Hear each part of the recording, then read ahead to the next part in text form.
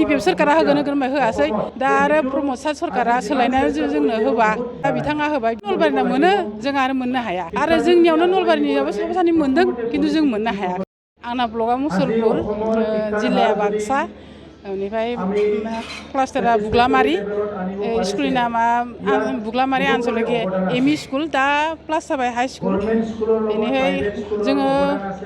माबानिफ्राय मावबोबाय 99 मावबोबाय 99निफ्राय मावाखै एसे 98निफ्राय मावबोनानै दा जोंथ' माबाबाय क्लासखौ खालामनायनि गेजेरावनो आरो बिदिनो असम आरो माबा जानानै जाबाय एखे गभर्नमेन्टआनो नलबारिना मोनो जों आरो मोननो हाया आरो जोंनियावनो नलबारिनियावबो साफा सानै मोनदों खिन्थु जों मोननो हायाखै दा जों गथ'फोरखौ जोंना मोजां जाबाय नालाय मोजां स्कुलाव फरायनो हाबाय बा साइन्सफ्राव फोरोंबाय माबाफोरबाय खिन्थु फोरोंनो हायैनि जोंनि गथ'फ्रा दा आसखान्दाबो जानांबाय फरायनो मोजां मोनासै जायासै ओंखायनो जों मा दुखुआव थादोंमोन थेवबो आरो गेजेरावनो आरो होलायबाय इयावबो जों क्लास खालामनो थांलायबाय आरो ओमफ्राय आरो द्रप जालायबाय जोंबोथ' आरो निजि जानांगौ लोंनांगौ नालाय जों दा आरो बेफोरखौथ'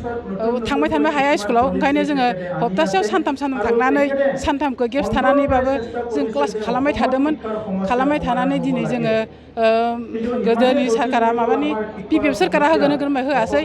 दा आरो प्रमद सरकारा सोलायनानै जोंनो होबा सरकारखौ सोलायबा जोंनो होगोन होनना बुंबाय नालाय दा बिथाङा होबाय बिथांनि सायाव हाजासे माबा जासिहरबाय आङो बिथाङा जोंखौ अनफिनबाय नायफिनबाय किसुमान मानसिया गैथारि मानसिफ्रा बिदिनो गथ' गथायजोंबो बुजादों किसुमाना आरो निजेखौनो आत्महत्याबो खालामदों जोंनि ग्रुपआव बिदिबो जादों ओंखायनो दा आं प्रमद बर' सारखौ मोजां मोनदों आरो दा आंना दा आङो माबायाव थांगोन 32आव थांगोन आंना 32 10 बोसोर दंबावो दा 10 दा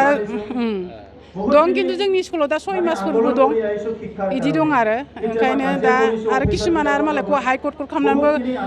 एखे बुस्थुआनो जोंनि स्कुलावनो सानै मालाय क्लासबो बिदिनो लानायबो दं जों आरो बिदि रोंस्लाबासो जों आरो ग्रुपआव थांबाय ग्रुपआवनो फैबाय बेबायदिनो मावबाय थेवबो सारखौ मोजां मोनबाय आरो जों